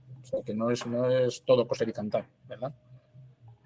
Entonces, eso sí, bueno, bien, es que tenía que decir eso. Ahora, si querías comentar tú la pregunta que tenías ahí apuntada. No, era sobre la Wagner, comentaba un poco el futuro de la Wagner. Justo hoy acabo de hacer un pequeño texto leído por IA sobre la PMC Convoy, que para mí, según muchos analistas y el SW entre ellos, puede ser el heredero de la Wagner para África. El creador de Convoy era experto en África de Wagner hasta el 2019 que se marchó de Centroáfrica, y está movido esta PMC por Crimea, por el gobernador de facto ruso en Crimea, y por tanto es interesante que prestemos atención a esa palabra, PMC Convoy, y ver si dentro de poco aparece en el panorama africano esta PMC, que os hablo de ella en Bellum Artis, actualidad militar y geopolítica, mi otro canal en el que hablo de Ucrania y de la actualidad. Aquí hablo con José María en Frente de Batalla, porque es la serie de Bellum Artis Historia Militar que hicimos ya hace tiempo para este conflicto, pero el resto vamos siempre a Bellum Artis Actualidad. Digo que os suscribáis ahí y que veáis el programa de Convoy. Mañana a las 4 de la tarde, estreno para todo el mundo. Ahora está para los mecenas que apoyan el canal en anticipado. Bueno, José María, hablando de la Wagner, el futuro de la Wagner, más bien ya, yo quiero decir ya casi de los wagneritas, es que vayan cambiando de empresa, ¿no? Seguro que vendrá una empresa o un nuevo consejo de administración manejado por los verdaderos creadores, ¿no? Esto hay que recordar siempre algo que, leyendo la biografía de Putin, le pasó a los oligarcas, que no tenían claro que la empresa no les pertenecía, sino que era de Rusia, y en este caso Prigozhin creyó demasiado que la PMC Wagner era suya y que no era del GRU y de Putin, ¿no? Que era la verdadera razón de ser de la Wagner, ¿no? Ahora están creando esta PMC Convoy y alguna más también, pero esta Convoy está muy conectada con el GRU para hacer operaciones internacionales en África, que espero que dentro de poco vayamos viendo más de Convoy. Yo creo que los wagneritas, como tal, irán para el ejército, otros irán a otras PMCs y algunos... Shoigu. Sí, Patrio también, sí, pero yo creo que si quieren cobrar bien tendrán que irse a estas que van a África, ¿no? Porque digo para los que tienen experiencia en África. Ahora, el problema que se encuentra Rusia... ¿Te das cuenta cómo Rusia parece, si todos los manda a África, va a renunciar a esos activos militares de primer orden? No, pero es que ya los tiene en África, ya los tiene en África. En África Sí, hay muchas... pero, bueno, luego quería decir una teoría que tengo. Pero ¿cuánto dinero puede estar recibiendo de África? Es la pregunta que tenemos que hacernos. Ya, es decir, no, claro. es que... Sí. Mira que los rusos dicen, no, es que la guerra esta de Ucrania para Rusia es existencial. Sí, existencial, pero joder, están gastando recursos en África. Es que de África les No, pero es mucho. que África, por ejemplo, Wagner, Prigozhin lo dijo, que le estaba muy a gusto en África ganando dinero y le mandaron aquí a perder cuando le dio Rusia 2.000 millones de dólares en pago. Y yo me pregunto, ¿y cuántas fuerzas tiene Rusia todavía en Siria? Porque si andan pasando las canutas en el frente de Zaporilla y si tienen, yo qué sé, en Siria 20.000... Ya, pero nos pueden sacar. Claro, es igual que creo que tienen 8.000 en la zona esta de... ¿Cómo se llama? Ay, se me acaba el nombre. En la de Moldavia, Transnistria, y unos... sí. Claro, y tienen ahí 8.000, que no pueden sacarlos de ahí. No, pero los de Siria no los puede traer de vuelta a Rusia. Sí, en aviones internacionales, sí, yo creo que sí. Hombre, sí. Creo que sí, ¿no? Pero bueno, por mar a lo mejor no, pero en fin. Bueno, sí, por mar sí, hombre, dando un rodeo por África, no, pasando los estrechos de los Dardanelos, no, pero... Bueno. No, en avión puede pasar porque un avión, digamos, un avión internacional, zona internacional... Yo lanzo esta pregunta ahí a la audiencia. ¿Cuándo empezó el principio del fin de Wagner y de Prigozhin? Eso lo sabemos tú y yo. El día que apareció en la mina de Soledad diciendo que había sido el que la tomó. Sí, efectivamente. Eso lo dijimos tú y yo en ese programa. Dijimos, está muerto. Pero ¿qué vamos a llamar batalla o operación enterró a la Wagner y la mató realmente? Bakhmut. Sí. Bakhmut, ¿vale? O sea, la batalla de Bakhmut, la resistencia... La encumbró para gran parte, pero claro... La resistencia ucraniana a ultranza en Bakhmut consumió, vamos a decirlo así, consumió a la Wagner, ¿vale? Porque de ese golpe que la Wagner llevó en Bakhmut, la Wagner no se recuperó, ¿vale? Y desquició por completo a Prigozhin, ¿vale? Prigozhin estaba todo ufano y todo, digamos, orgulloso como un pavo real en la mina de Soledar, pero luego la derrota de Bakhmut, bueno, la derrota. A ver, sobre el papel, victoria o toma de Bakhmut. No, es una victoria, esto que a un coste pírrico. Pero fue vivida como una derrota. A ver, sí. Tú date cuenta de una cosa. Todos supimos que era una derrota. ¿Sabes cuándo lo supimos? Lo supo el mundo entero. Cuando llegó el 9 de mayo y Bakhmut seguía sin caer.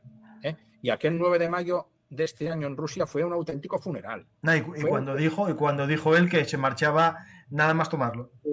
Sí, no, efectivamente, por aquello fue un auténtico funeral. No se atrevieron a sacar más que un T-34 de reliquia. No, claro, porque los demás estaban ya todos en primera línea de batalla. Porque no estaba al horno para bollos, ¿vale?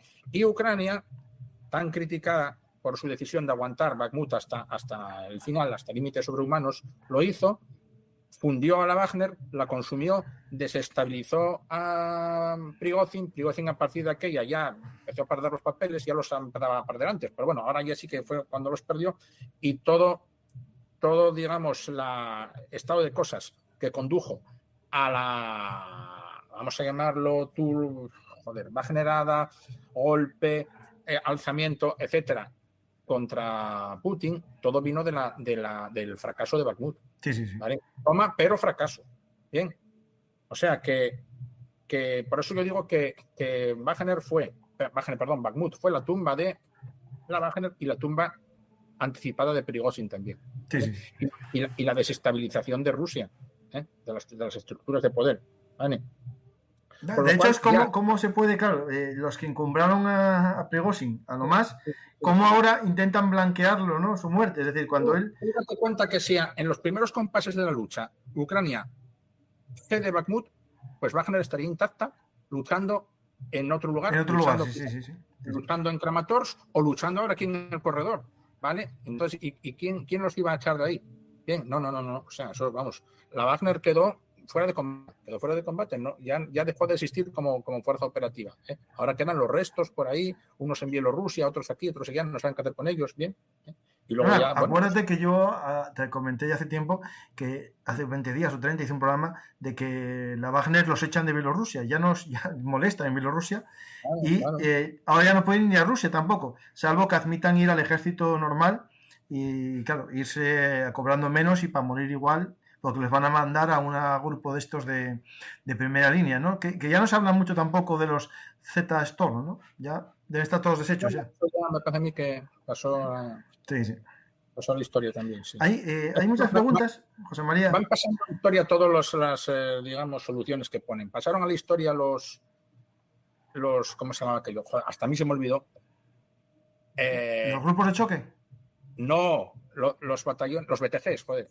Los BTG, bueno, eso ya al principio, sí. Pues ya es prehistoria, ya. Sí, los BTGs ya es la prehistoria, en esta, o sea, aquello fue un fracaso, estos, ¿cómo lo llamaste tú? Stormz. Stormz, después estaban los grupos de asalto también.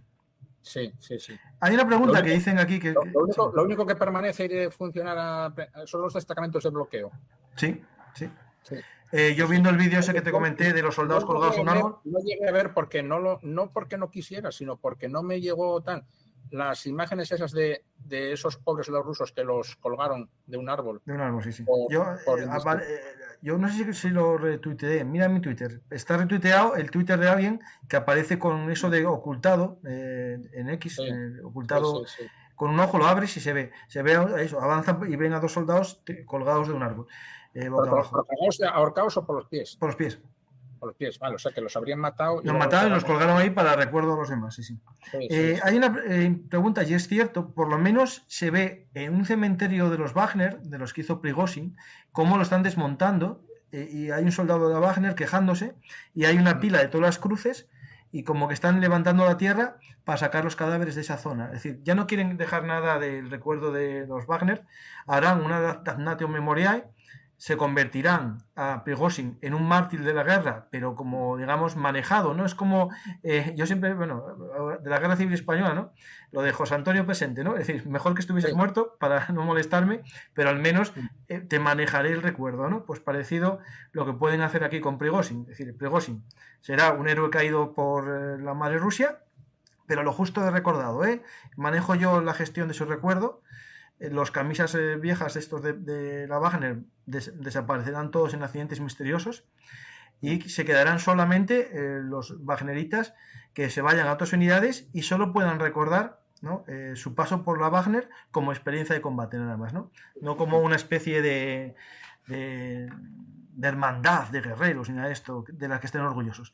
Ahí nos puede quedar algo que la historia nos demuestra también, ¿no? Como estos grupos que los intentan domesticar se convierten en camisas viejas, ¿no? Que intentan seguir sus ideas, ¿no?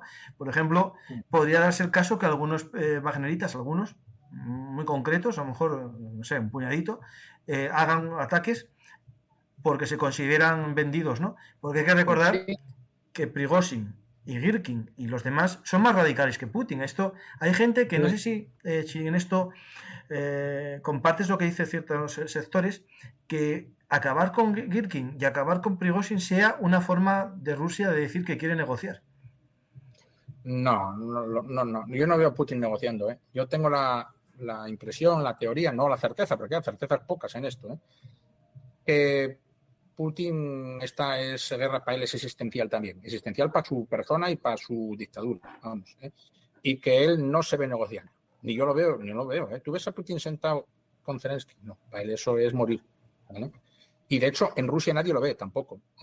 Porque, acuérdate, ¿qué visión tenía Putin y tiene todavía el ruso medio de Zelensky? El payasete que amenizaba las nocheviejas de la televisión. Sí.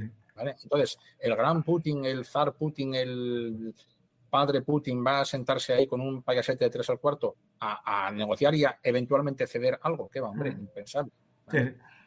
Entonces, por eso, para Putin esta guerra es una huida hacia adelante. José María, voy a sacar preguntas de la gente.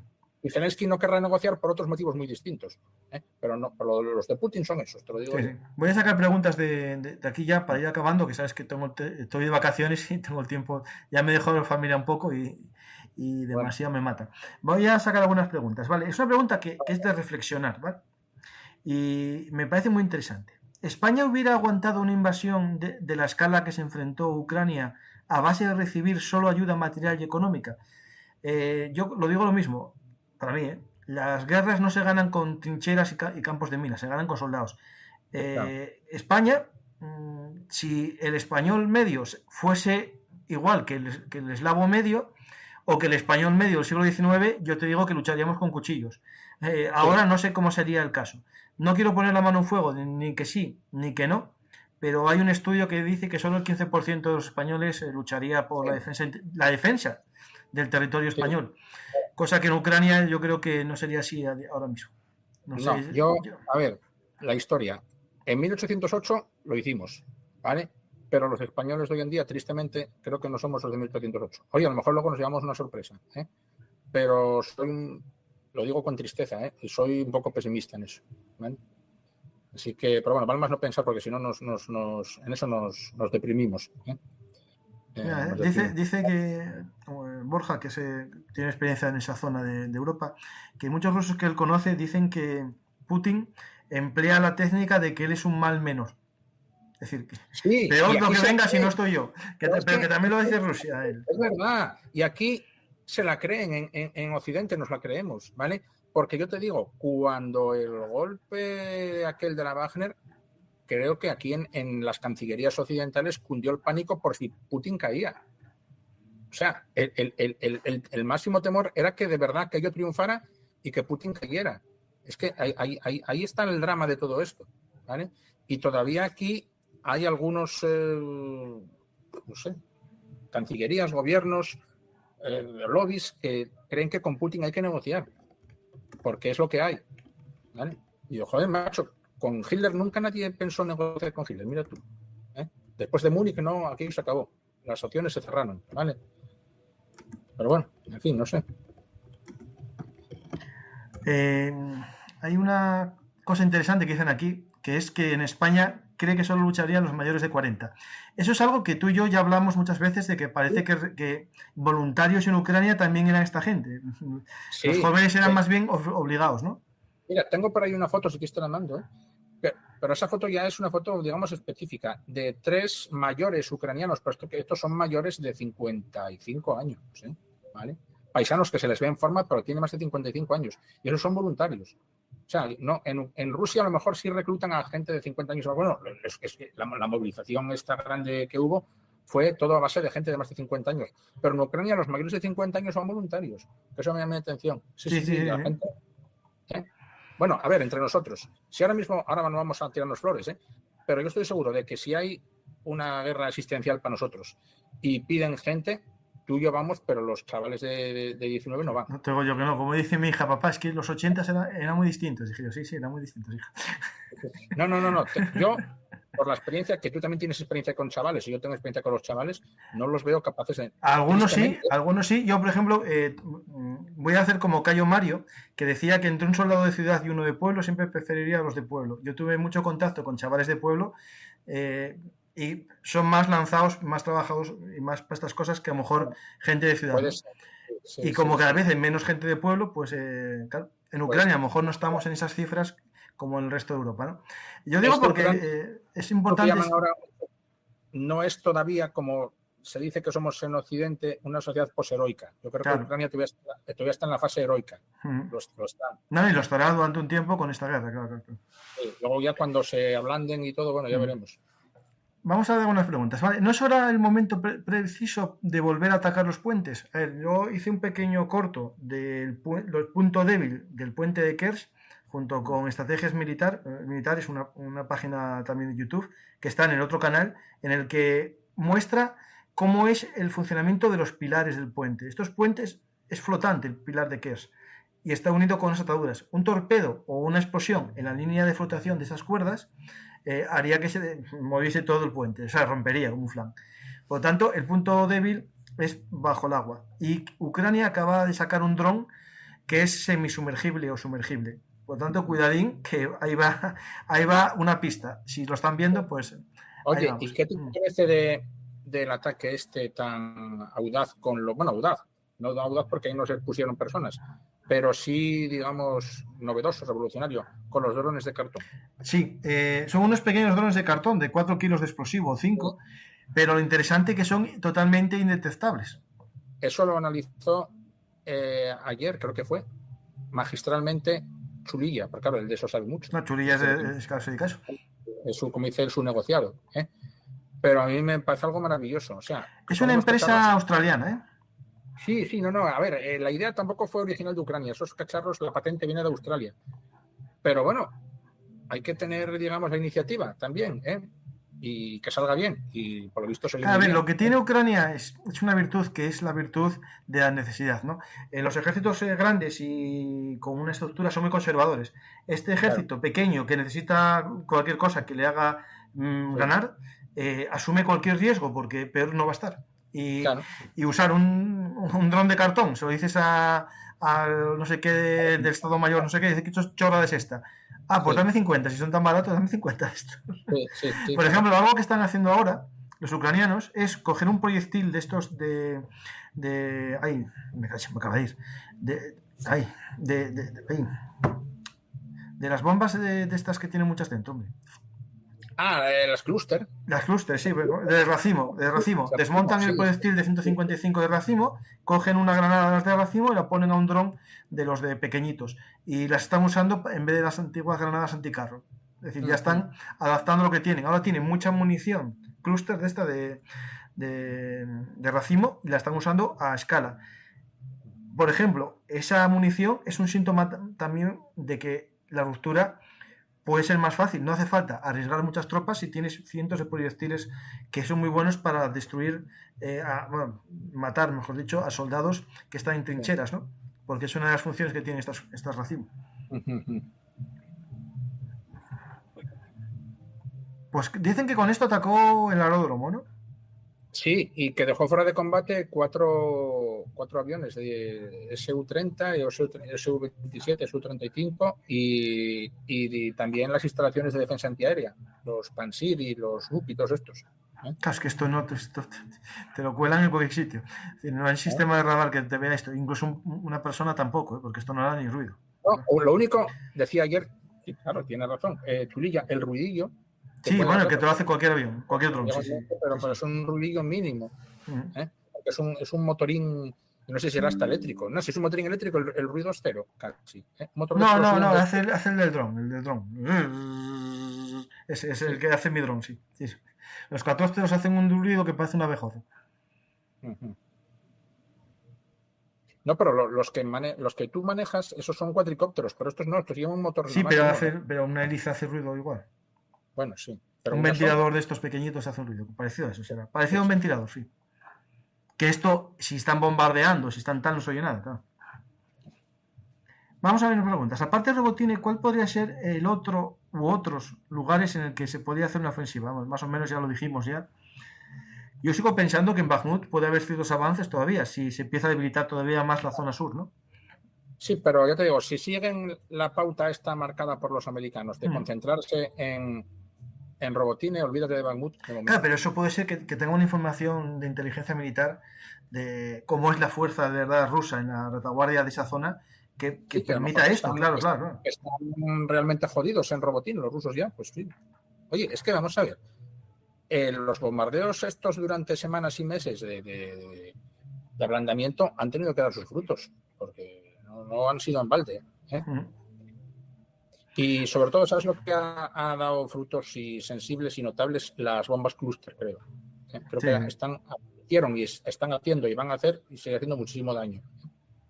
Ahí no tengo dudas que viendo muchos de los vídeos, pero sobre todo de los comentarios, es lo que más daño está haciendo. Es decir, es cierto que es una bomba que parece, digamos, que es ilegal y tal, pero hay que recordar que no, porque no firmaron un acuerdo en ninguno de los países que están luchando, que Ucrania recibió bombazos de estos ya al comienzo de la guerra en zonas civiles, que es lo que está prohibido, y que por desgracia es la única forma de limpiar trincheras. Eso, o lo que lanzan los rusos, que son termobáricos también, es decir, al final, por desgracia, aquí todo el mundo mata al otro y la guerra consiste en matar a más gente, o por lo menos lograr que el enemigo se rinda, ¿no?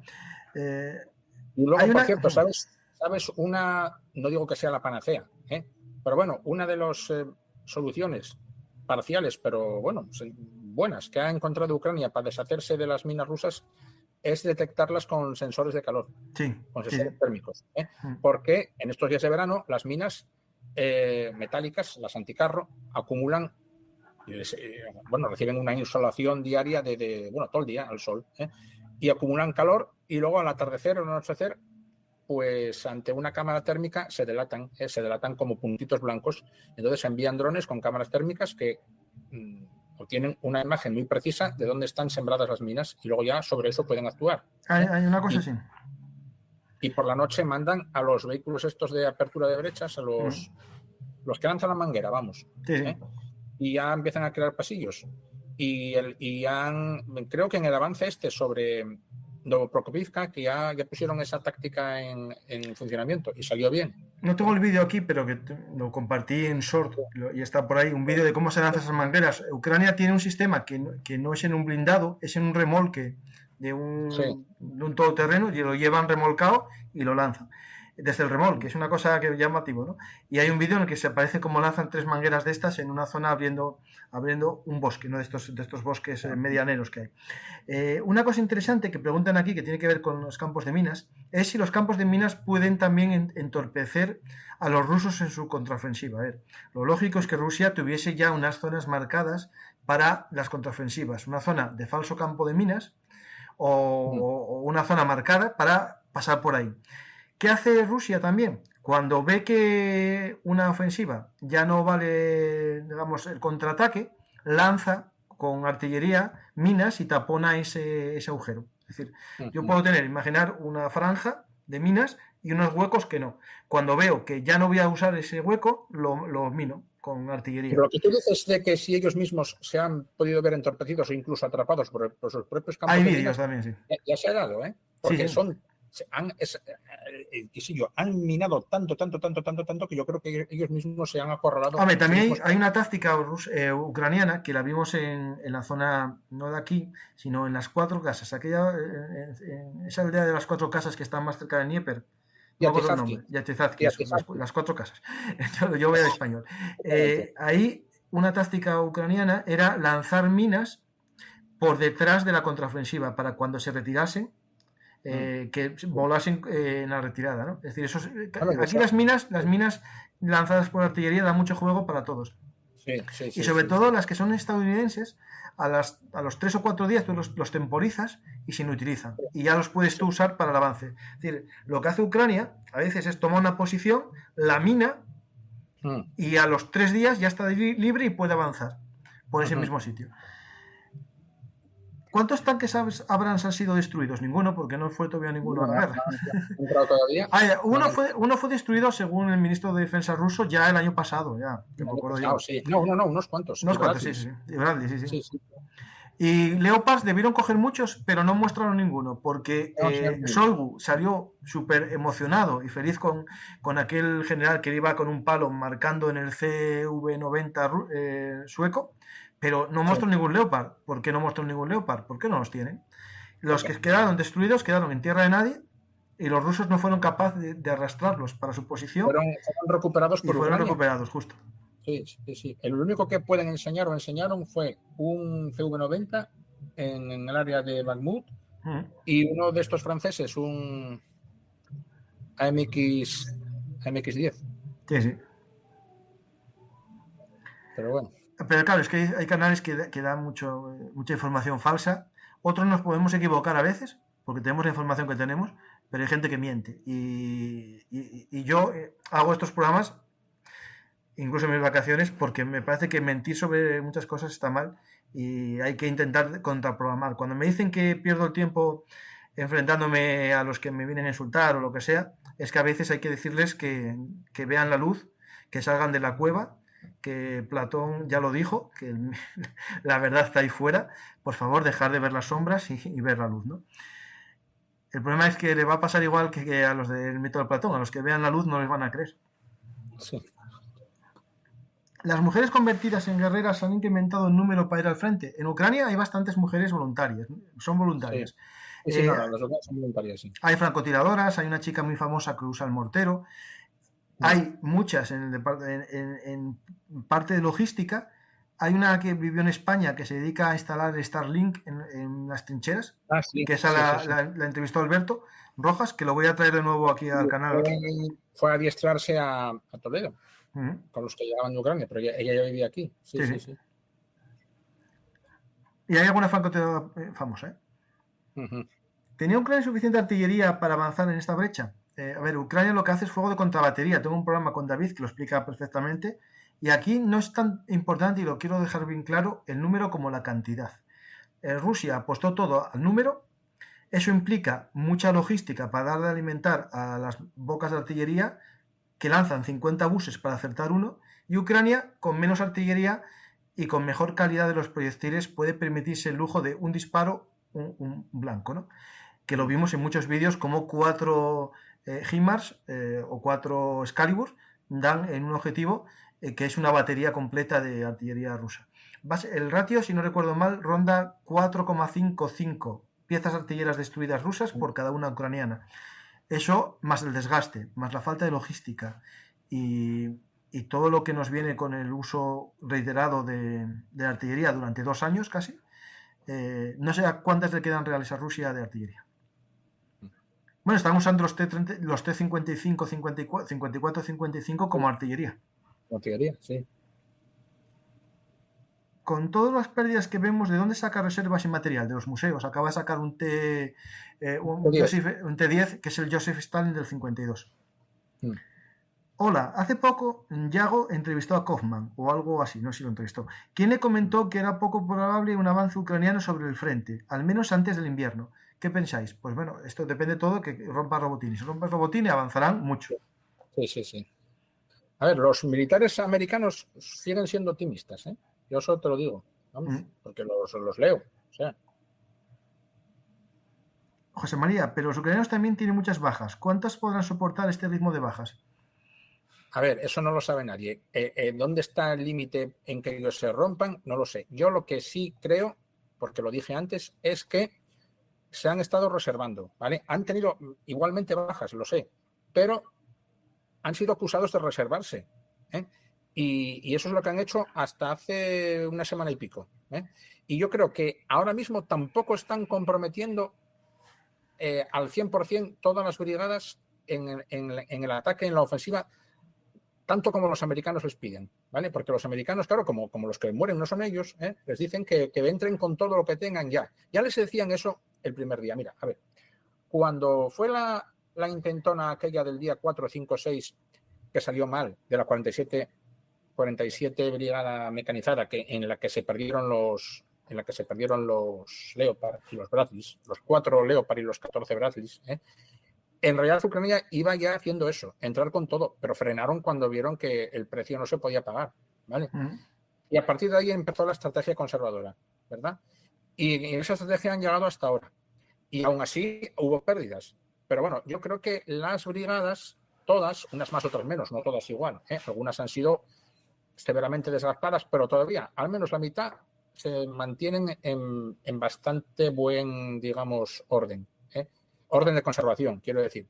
Luego, Ucrania todavía tiene fuelle, cosa que los rusos dudo, porque cuando han tenido que traer deprisa y corriendo una vez más a los VDV, eso ya es muy, muy mal síntoma. Uy, espera, que esto se me... No sé si cayó la conexión. Puede ser. Es que estoy con el wifi del hotel. Ay, espera un segundo. Voy a cerrar ventanas.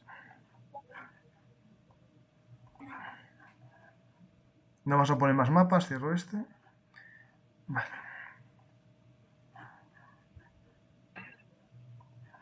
Bueno, si no, hay una pregunta que me hace Alejandro, el primer mecenas y fans del canal, fue el que comenzó el mecenazgo.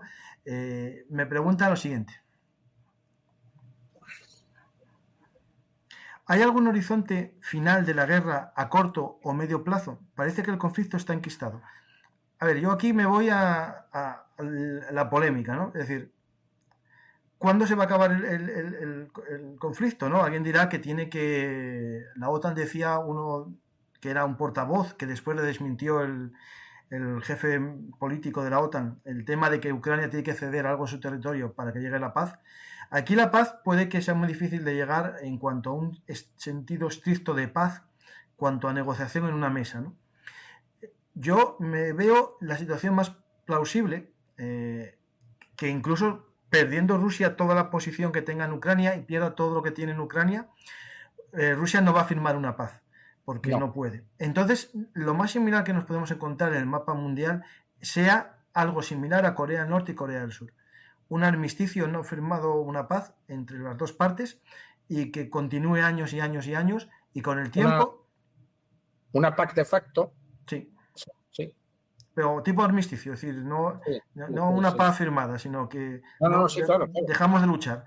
Eso tiene un problema político para la OTAN, que es la imposibilidad de entrar en la OTAN, para Ucrania, porque no se puede entrar en la OTAN, por eso era siempre la posición de negociar, ¿no? En la parte política, yo leía hoy que Zelensky ya está negociando con los americanos el estatus de israelí, que llaman, un compromiso de Estados Unidos para defender Ucrania o para apoyar a Ucrania, igual que análogo al que tiene con Israel. Claro, pero el problema que tenemos, pero es que yo eso lo veo todo muy bien, pero hay una cosa que estamos olvidando todos, y en el parte me alegro que no sea de verdad, pero cuando se hizo el memorándum de Budapest, que nadie habla de él, sí, es verdad, sí. En el 95, los garantes de la paz de la integridad territorial de Ucrania eran Rusia, Estados Unidos y los británicos. Sí. A cambio de entregar las armas, se comprometían a defender la integridad territorial. Cosas de la vida, el que le está quitando la integridad es Rusia, es uno de los firmantes, ¿no?